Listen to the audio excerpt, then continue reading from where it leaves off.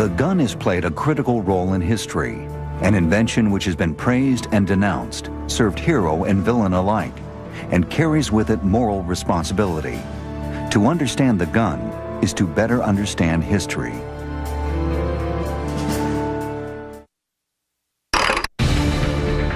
They are the guardians of civilized society.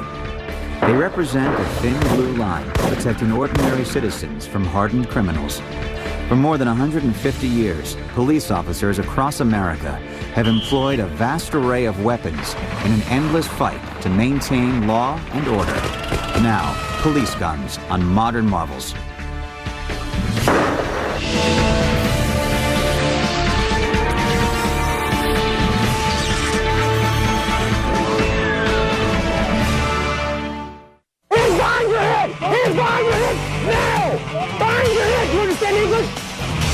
Any given day will find almost 700,000 police officers patrolling America's streets.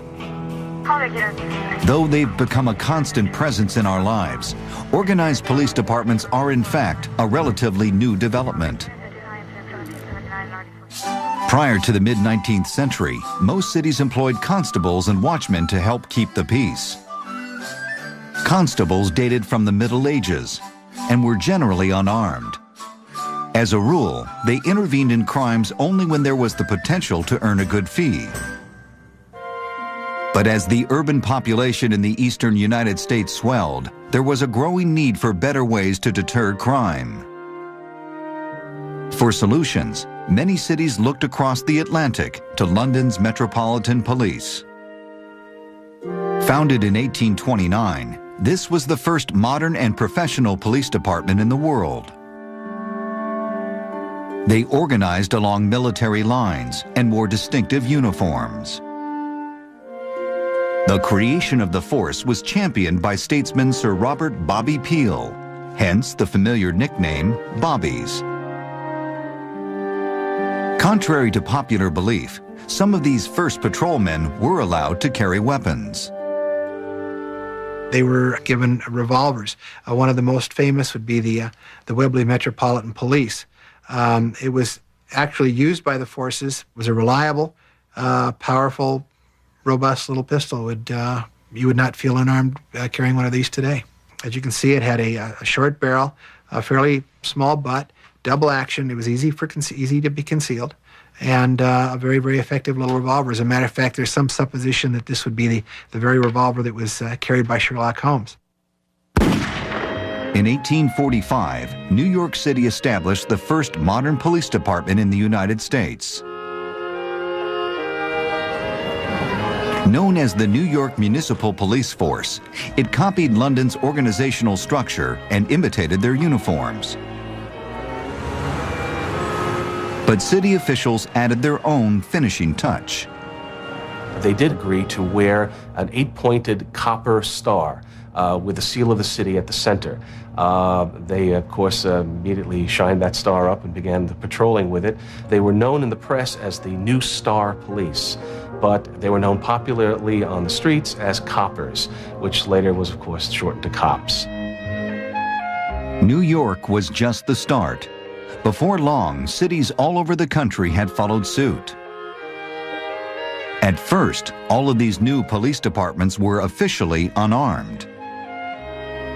Because of the political climate of the times, many feared that an armed police force might be viewed as an army of occupation. But politics aside, an officer of the law encountered many dangerous situations. And a personally purchased firearm was sometimes the only means of defense.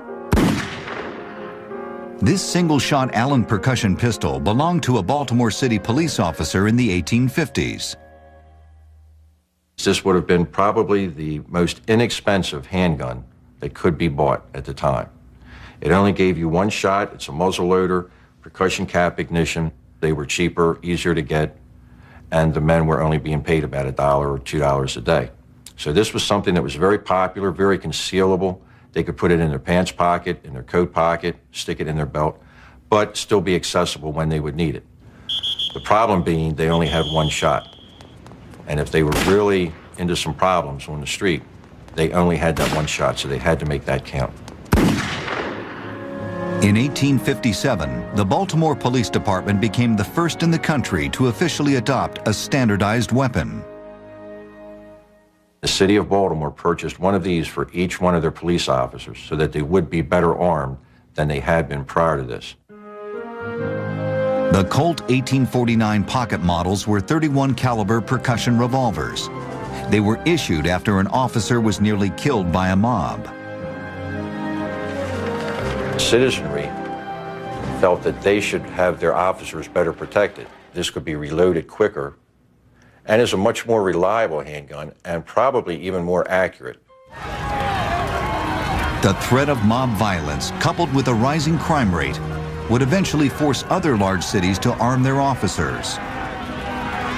In New York, several major riots between 1849 and 1873 left hundreds of civilians and police dead. In 1895, Theodore Roosevelt became president of the New York City Board of Police Commissioners. Roosevelt instituted a wide range of reforms aimed at modernizing the police force, including the first standardization of weapons. I may explain that I have not the slightest sympathy with any policy which tends to put the policeman at the mercy of a tough, or which deprives him of efficient weapons. One of the things we did while in office was to train the men in the use of the pistol. A school of pistol practice was established, and the marksmanship of the force was wonderfully improved. Theodore Roosevelt, 1895. The police board announced that a new revolver would be adopted. It was a 6-shot, .32 caliber double action Colt revolver, and it would have a 4-inch barrel, and that all police officers would train with this weapon officially and would carry this weapon, and it would be inspected periodically, and they would also be expected to qualify in terms of its safe use and so forth. In keeping with Roosevelt's policy of everything being definitely police, on the handle of this gun, you can see it says New York Police. In 1901, the Board of Police again changed the caliber designation of firearms to a .38 caliber 6-shot double-action revolver. Over the next few years, the .38 caliber, whether made by Smith & Wesson, Colt, or another company, became the standard issue police sidearm, not just in New York, but for the vast majority of departments in the United States. Cut out hammer. Fair trigger. You want to learn how to use it. Now watch me. Hollywood's depiction of the need for a well-armed and well-trained police force should come as no surprise in light of that city's history.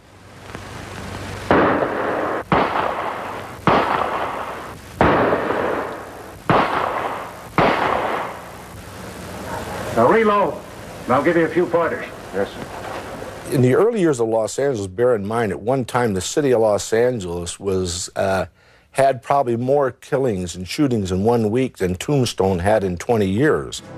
It was a very violent community. And it probably didn't start to settle down until 1885, but basically the weapons of the police officers were then still the .38 caliber, and there was a lot of shootouts. Let's keep one thing in mind. That target represents a wanted felon. So let's go get him.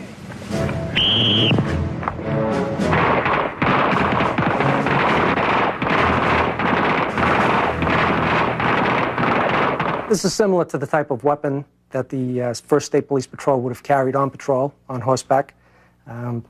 It's a .38 Smith & Wesson. This particular model is the M&P model, military and police version.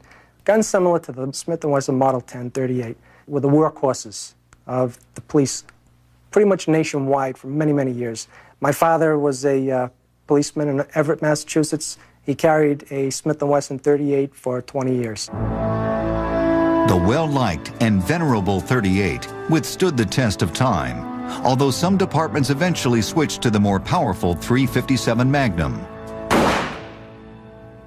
These are two versions of the Model 65 Smith & Wesson .357 Magnum revolver. Prior to 1986, when you came on this job on the Mass State Police, you were issued 2 of these. One with the 4-inch barrel for duty wear, and one with a 3-inch barrel for off-duty wear. This is what you were expected to carry in your bathing suit when you're at the beach with your family. We were required at the time to carry weapons at all times because we were considered on duty 24 hours a day. When I came on in 1986, they continued to issue the 4-inch stainless, but then they also issued us a 38 bodyguard for off-duty carry, which made a lot more sense.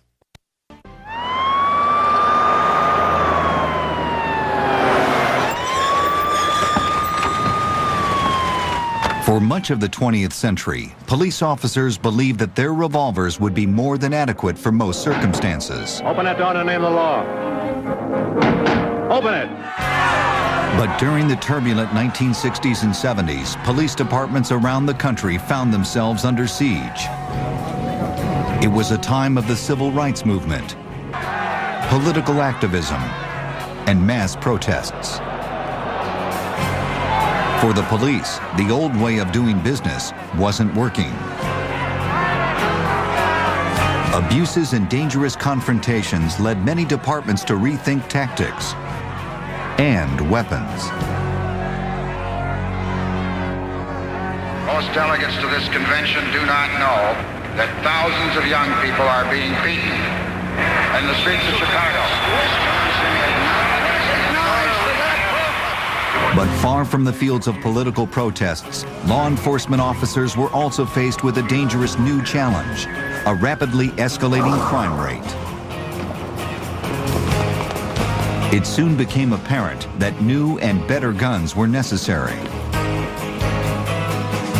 Among the most important advances in small weapons technology was the increasing reliability of semi-automatic pistols. By the late 1980s and early 1990s, most police departments decided to convert from revolvers to semi-automatics, like the Sig Sauer P226. We were issued this weapon and 3 magazines. We keep the magazines with 15-round capacity. One was in the weapon, 1 round was in the chamber, it was topped off for 16 total, and we had another 2 additional magazines in our magazine pouch. So each officer out there was armed with 46 rounds. The other advantage of a semi-automatic pistol, as opposed to a revolver, is the configuration and the overall profile of the weapon. This is much easier to carry day to day, much easier to conceal. Today, very few departments still use revolvers. But the new semi-automatic pistols most cops now carry are not without their inherent problems.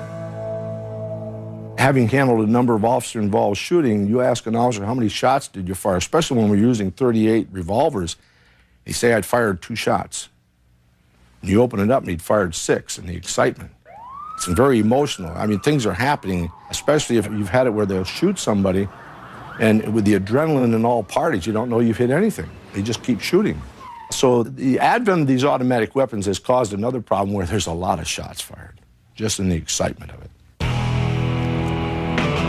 But for the most part, the switch to automatics has been highly successful, particularly in undercover work, which often requires that officers do more with less. Undercover activities in and of themselves do involve a variety of activities that inherently can be dangerous for the officer. Undercover operations really are nothing new. If you stop and think about it, the Greeks and the Romans used undercover operatives in order to get strategic advantage on their enemies. One of the smallest semi-automatic handguns ever employed by undercover police was the Bauer 25 caliber pistol, issued in 1970. This is a very, very small weapon. You can see this. I can hold this in the palm of my hand, and obviously it takes up very little room. It's not something that the average police officer is going to carry. It is very, very easy to conceal. If it is detected by people that you are interacting with, it is not immediately going to give rise to questions about you being a police officer. Another favorite of Massachusetts undercover officers is the Walther PPK, issued in 1979. In terms of reliability and stopping power, the PPK is a significant improvement over the 25 caliber, but both share a critical characteristic. neither looks like a cop's gun. There was one particular instance where a purchase was going to be made of some cocaine, an undercover purchase, at a location in the inner city in Boston. Upon entry into the location, the officer that was making the buy was put up against the wall, patted down, and held at gunpoint. The Walther PPK was discovered during that pat-down. It was very easy for the individuals that were selling that cocaine to me to understand, yeah, I'd certainly carry a gun, and this is certainly a gun that you might carry. If the revolver that had Mass State Police stamped on the backstrap had been discovered, the outcome probably would have been a little bit different. But as it was, the gun was as it should be. The purchase of cocaine was made. Everybody went away happy, and the search warrant was later executed on the location. From muzzle-loading single-shot pistols to revolvers to semi-automatic handguns, the weapon on a police officer's belt has evolved with the times. But when greater firepower is needed, the officer in the field has historically turned to a different class of weapons. In the first James Bond film, Dr. No, the head of MI6 orders his agent to turn in his Beretta and replace it with a superior gun. Bond has used a Walther ever since. Police guns will continue on modern marvels. So keep in mind that if anything, we want low, right down at the bottom of that target. Right low, just about like that. Okay? Let's try that. Very good, excellent. Though a sidearm is the essential weapon of the police, the shotgun is a close second in importance. In fact, during the 19th century, shotguns were sometimes the first weapons purchased by police departments. This weapon is a model 1842 U.S. military musket. It's made in the Springfield Arsenal in 1845. This was surplused out of the Army stockpiles after the Mexican War, sometime probably in the mid-1850s. In 1857, this was purchased by the Baltimore City Police Department along with 120 others. It was purchased for the possible use as either for riots or to be stored in the station houses and be available for any police officer who might have special circumstances. Business firms used to give $25 for the best shotgun marksman. But no matter whether the men hit the target or not, they were sure to get the reward. Inspector John Thorne, 1884. By the beginning of the 20th century, shotguns were standard equipment for most police forces. And the Winchester Repeating Arms Company led the way with its pump-action model, introduced in 1897. This became almost overnight one of the most popular shotguns in the history of this country. And it was especially popular with police departments because here you had a multi-shot pump-action shotgun available with a short barrel that could be used by police agencies for almost any purpose. Now, the primary consideration was for riot control or when dealing with very dangerous or well-armed individuals. It's easy for any officer to handle, to operate, point it, shoot it, and he would get the message across. This particular shotgun was purchased by the Omaha, Nebraska Police Department in 1922. This police video demonstrates why the shotgun is effective for crowd and riot control. As distance increases, the scatter pattern becomes wider, enabling an officer to exhibit the threat of force over a greater area. With a capacity of 7 rounds, the shotgun can adequately meet the demands of almost any situation. Today, the Remington 870 is the standard choice for police around the world. We haven't chose to turn it in for anything else in 25 years. I think it's been very effective. As a matter of fact, I think personally, my personal opinion is that the 870 is one of the best police weapons that's out there. It's really withstood the test of time. It's a workhorse. It's a workhorse weapon.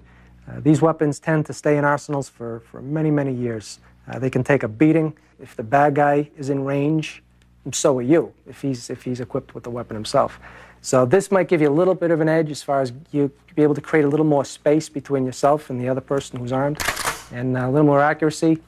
And if anything else, there's a great psychological impact just in that sound. And a lot of times, just that sound can cause the other person to rethink their position and maybe decide to end the encounter without having to go to that next level. But sometimes, even the power of shotguns hasn't been enough. Nowhere was this more horribly dramatized than in Austin, Texas, on August 1st, 1966. On that warm summer day, Charles Whitman, a 25-year-old ex-Marine, dragged a footlocker filled with guns and ammunition to the tower of the University of Texas. After barricading himself in, Whitman picked up a high-powered rifle and began a killing rampage, which lasted 96 terrifying minutes. Police officers, armed only with handguns, were essentially helpless. Citizens scrambled to the scene with privately owned hunting rifles and began to fire back. By the time a police officer finally broke through the barricade, Whitman had killed 16 people and wounded 31. Police departments around the country, shocked by the incident, were prompted to form their first SWAT teams. Soon, high-powered sniper rifles to combat terrorists like Whitman would become standard in their arsenals. This weapon here is a Sig Sauer model SSG 3000. It's chambered in .308 caliber. That's a bolt-action weapon, which means there's a magazine that usually holds an average of 5 rounds. They do vary, and 1 round can be chambered at a time. This weapon can be fired at several hundred yards accurately. You have a Leupold. It's a 1x10 power scope. You know, everybody thinks, yeah, you're a sniper, you're way out away from the action, but this is probably one of the most important jobs on the team because they let us know via the radio what they're seeing, and they're actually our eyes for us when we're approaching to do some type of tactical maneuver. To address the need for increased firepower, many departments are also training their officers in the use of military-style assault rifles. The M16 was adopted by the Army during the Vietnam War. In fully automatic mode, it has a cyclic rate of between 700 and 950 rounds per minute. This weapon here is another mainstay on the Mass State Police stop team. What this is a Colt model M16 M4 chambered in .223 caliber or 5.56 millimeter. We have a shortened down barrel on this weapon as well as a retractable stock. You can make it shorter, longer, depending on what you're using it for. We also have a different sighting system on this weapon. It's a red dot sighting system, which is what we consider point of aim, point of impact. Using this sight, it's simply put the red dot on your target, and where that red dot is where your bullet's going to hit. High-powered sniper and assault rifles are giving law enforcement officers a much-needed edge in combating some of the most violent criminal elements. But recently, some perpetrators have become much bolder, often demonstrating a level of mayhem and destruction reminiscent of one of the most lawless periods in American history, the Roaring '20s. Over 6 million Remington 870s have been made, making it the best-selling shotgun of any type in history. Modern Marvels will be right back. In 1920, the 18th Amendment was passed, outlawing the manufacture and sale of alcohol. Prohibition gave birth to a new breed of criminal, the bootlegger. It also sparked an unprecedented wave of urban violence.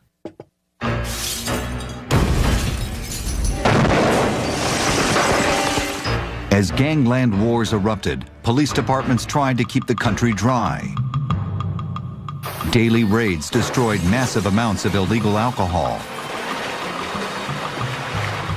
However, police often found themselves outmanned and outgunned. It was an era that is often defined by a single weapon, the Thompson submachine gun.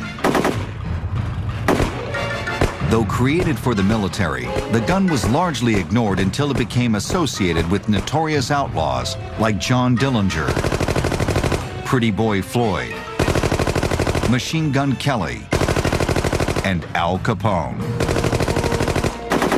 Incredibly, owning a Tommy gun was not that difficult. Anyone with $225 could purchase one by mail order or from the local hardware store. With a firing rate of 800 rounds per minute, it gave criminals an unheard-of advantage. There was only one way to even the odds. Soon, law enforcement organizations nationwide were outfitting their officers and agents with Tommy guns. But the Thompson did have its limitations. In a gun battle with Bonnie and Clyde, famed Texas lawman Ted Hinton found that the Tommy gun was not as all-powerful as advertised.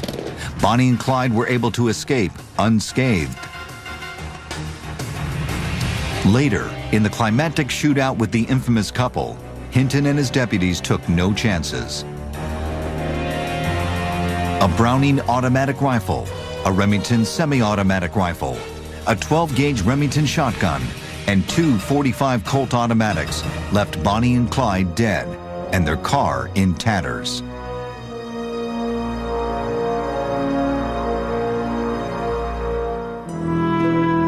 Though it was not always preferred, the Thompson did gain some acceptance with both law enforcement and the military. American soldiers carried it as recently as World War II and the Vietnam era, and it was used by various police departments until the 1980s. You could put a magazine or a clip into the Thompson and just fire off 40, 50, 75 rounds in a few seconds. They were part of the armament. I joined Los Angeles Police Department in '61. I can remember the 45 Thompson submachine guns being in the gun locker. They were used by officers when they went out on arrests. I don't know if they were ever actually used, more of show of strength probably. This is a Thompson submachine gun. It's 48 ACP caliber. It was manufactured in Bridgeport, Connecticut. This happens to be a 1928 A1 model that the Massachusetts State Police got briefly after the Second World War. They were given to the State Police by the National Guard, and for the most part, the Thompson submachine gun was kept in the prison stations. That would be barracks where a prison was nearby. If there was a riot or something along those lines, that this particular weapon would be used in quelling the riot. If there was somebody escaping from police, a suspect that was in the woods or somebody who was dangerous, this gun would be used in that application. Today, the Tommy gun is considered technically obsolete. Yet its history illustrates an ongoing struggle for law enforcement, how to keep up with the bad guys. Even now, 70 years after Prohibition, the police can still find themselves lagging behind the firepower employed by hardened criminals. This was especially true in the suburban Los Angeles city of North Hollywood in March of 1997, when 2 heavily armed gunmen were foiled during an attempted bank heist. A terrifying shootout ensued in the city streets. The event was televised live across the nation. The bank robbers seemed determined to stop at nothing. They wore protective clothing, including bulletproof vests, and they were armed with a cache of powerful automatic weapons. The police were seriously outgunned. The Los Angeles Police Department is like any major police department. Until you have a major event, like say for them, like in this case, the North Hollywood bank shootout. Until the event comes up, they realize that the officers with a .38 were undergunned. They also realized that in this particular case, these suspects were wearing a body armament. Hopefully that never happens again, but it could. And so, in effect, the weapons they were firing on them were totally ineffective.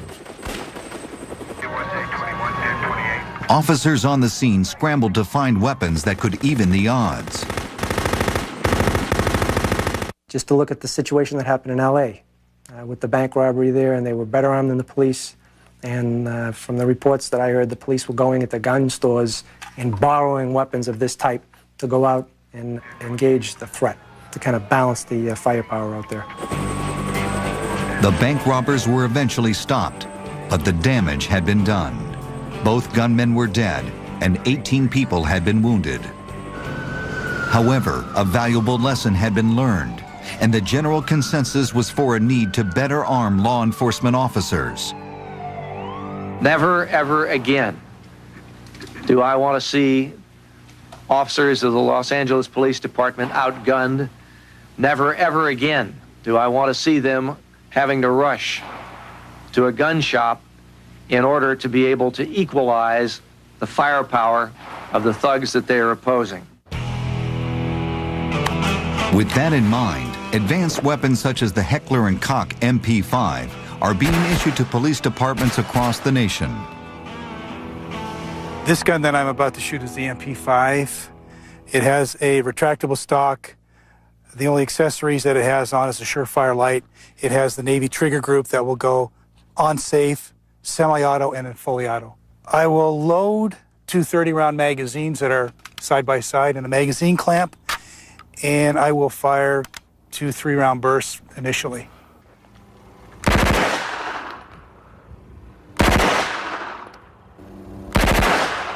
The MP5 is now used by many local law enforcement agencies, as well as by the FBI and the Secret Service.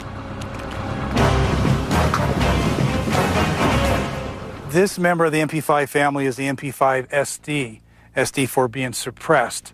The difference here is that it has a suppressor on it, and it should be reasonably a quiet gun to fire. The application of this gun here is oftentimes a tactical team making an approach on a house. Typically, narcotics salespeople will occupy the house or the yard with a sentry dog. This tool here could be used to neutralize a sentry dog. Some agencies just like to be operating in an environment where there is not the reported sounds of gunshots. In other words, any reported gunshots would be by a suspect, perhaps. A sound suppressor can also be an effective tool in allowing police officers to maintain an element of surprise.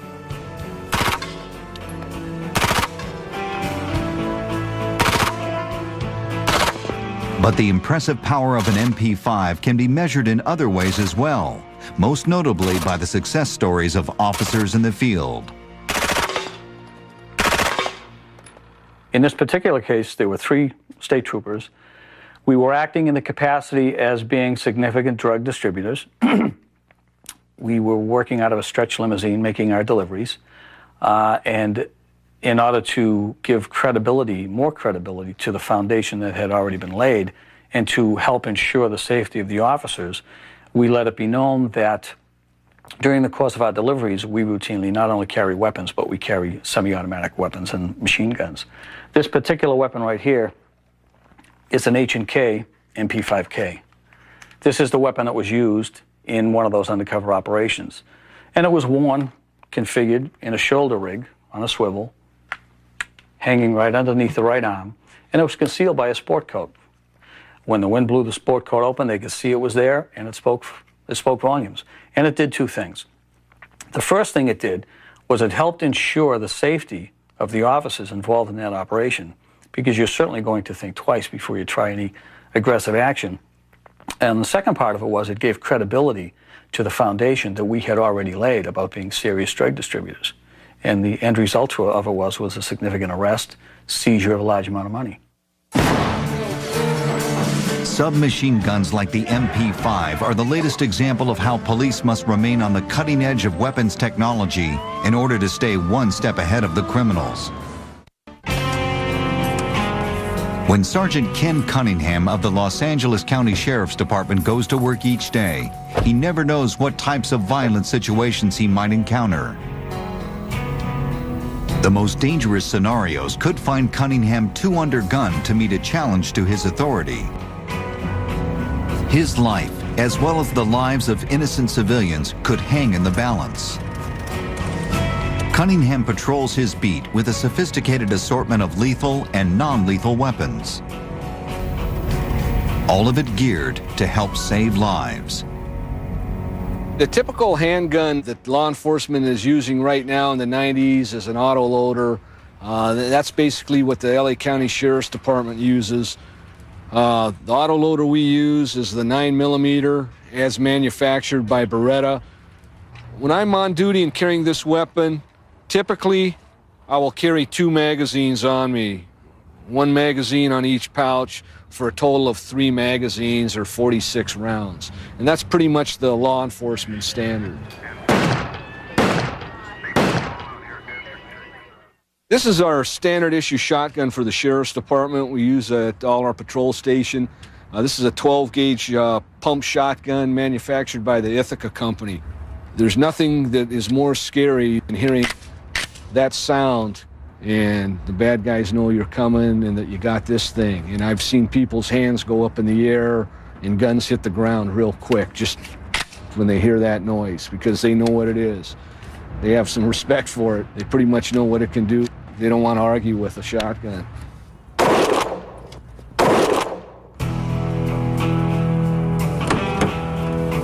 In the trunk of Cunningham's patrol car is an impressive arsenal of weapons, which can help defuse almost any violent confrontation. This is a less than lethal force option that the Sheriff's Department utilizes. It shoots a round, a 12-gauge shotgun round. It's called a flexible baton. This is none other than a round of ammunition with essentially a small beanbag inside of it. People that these have been used on, they describe it as being hit with a baseball.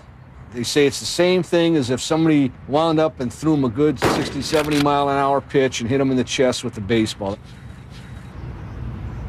Okay, the next one I have, it's a less than lethal alternative. It's called the R1. You can launch tear gas with it. Explosive shells can be delivered with this. We'd use it in order to subdue, say, someone who was extremely intoxicated on drugs. And we might deploy something like this to knock him down with so we can get him into custody without having to engage in some type of an all-out fight with the subject. This is the round of ammunition it fires. It's got a powder charge. It's a projectile. I describe it as being a large rubber, like a rubber pencil eraser. It's a large piece of rubber. It extends all the way down to here. When we fire it, this large rubber projectile exits the weapon. For the most extreme and life-threatening situations, Cunningham is also equipped with an AR-15 assault rifle. Essentially, this gun comes into play when we're up against a suspect or suspects that are armed with long guns. We want to maintain parity with them. It gives us reach that the Beretta doesn't have. It also gives us a rapid fire capability along with more stopping power. Sergeant Cunningham is supplied with the very latest firearms in a rapidly evolving fight to stay ahead of criminals. But creating new weapons typically requires years of trial and error. Some innovative ideas are quickly adopted. Others, thankfully, are not. An electronic gun fired from within the police car. Inventor Stockholm dismantles the gun to show the 21-shot cartridge chamber and firing mechanism located on the hood.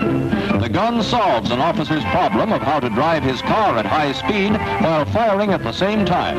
In this case, all he has to do is aim the car itself at the target and pull the trigger. The trigger activates the mechanism on the hood electrically, while a special instrument tells the driver if his aim is right. He can fire accurately at 120 miles an hour. In the 1950s, the electronic hood gun probably seemed like the ultimate in futuristic weaponry. It stands in stark contrast to the more realistic innovations that are being tested today. Lieutenant Sid Heal of the Los Angeles County Sheriff's Department specializes in technology exploration. It's his job to see into the future and to come up with alternatives to the use of deadly force. One of the technologies that's being explored for officers in the field are so-called smart weapons. This is an example of a projectile that could very easily have a computer incorporated into it. What it does is that it is fired through a launcher, conventional tear gas launcher. Instead of having prongs, it has a very, very sticky glue. In fact, I'll just barely touch it because it's so sticky that it's like super glue. But what happens is it's fired and it sticks, and then when it falls down, these wires become electrical conductors, and then it fires an electrical jolt that constricts and contracts the muscles so rapidly that the individual loses his balance.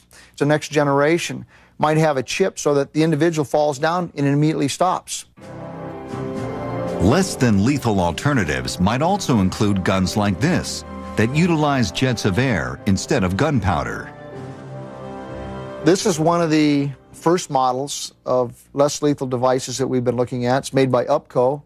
And they originally were in the business of manufacturing ejection seats for military aircraft. But the engineers, because it's all pneumatic, have come up with for lack of a better term, a non-firearm. It doesn't use gunpowder. It doesn't use casings or cartridges. It just shoots projectiles. And it does it with compressed air.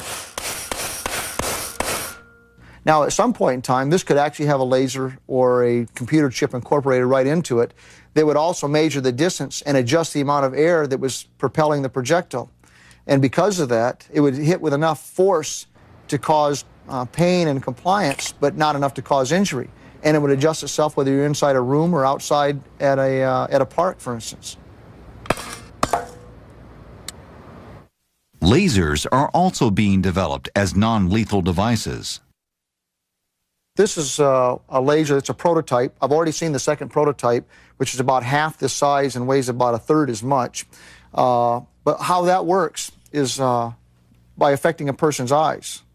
Now, to the degree that a person's eye doesn't have the ability to see, it inhibits his ability to attack us, for instance, or hurt himself or hurt someone else.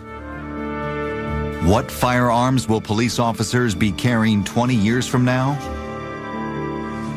The challenges of the new century may someday inspire weaponry that is truly futuristic. If we had the ultimate non-lethal device, it would be a phaser, like you see on Star Trek. That first aired on a Thursday in 1966.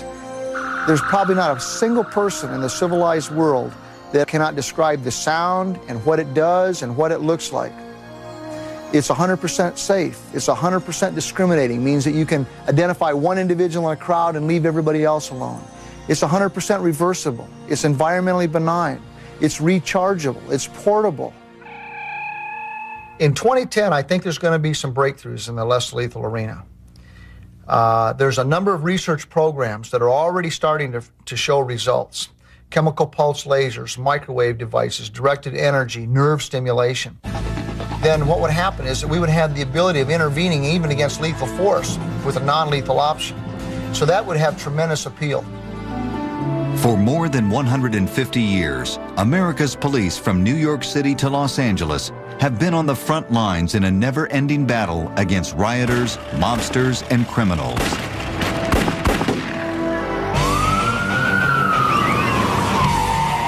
But through it all, the most important weapons have not always been the ones attached to a patrol officer's utility belt.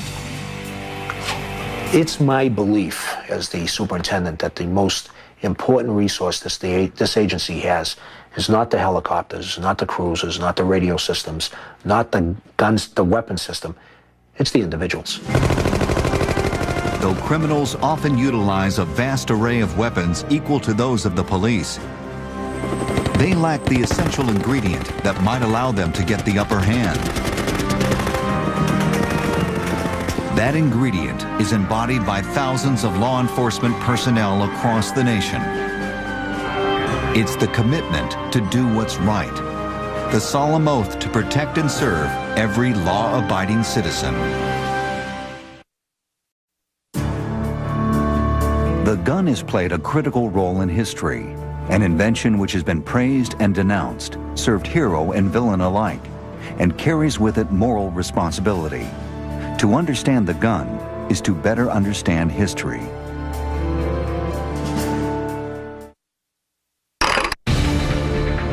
They're the guardians of civilized society. They represent a thin blue line protecting ordinary citizens from hardened criminals. For more than 150 years, police officers across America have employed a vast array of weapons in an endless fight to maintain law and order. Now, police guns on modern marvels.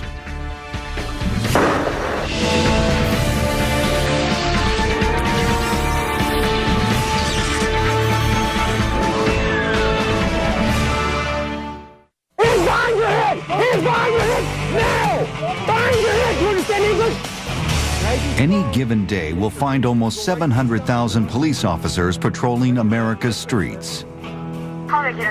Though they've become a constant presence in our lives, organized police departments are in fact a relatively new development.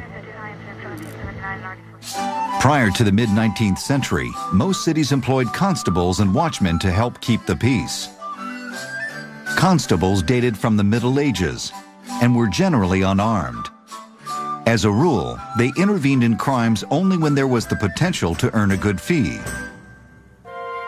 But as the urban population in the eastern United States swelled, there was a growing need for better ways to deter crime. For solutions, many cities looked across the Atlantic to London's Metropolitan Police. Founded in 1829, this was the first modern and professional police department in the world.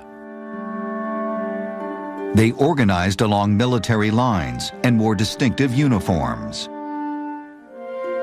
The creation of the force was championed by statesman Sir Robert Bobby Peel, hence the familiar nickname Bobbies.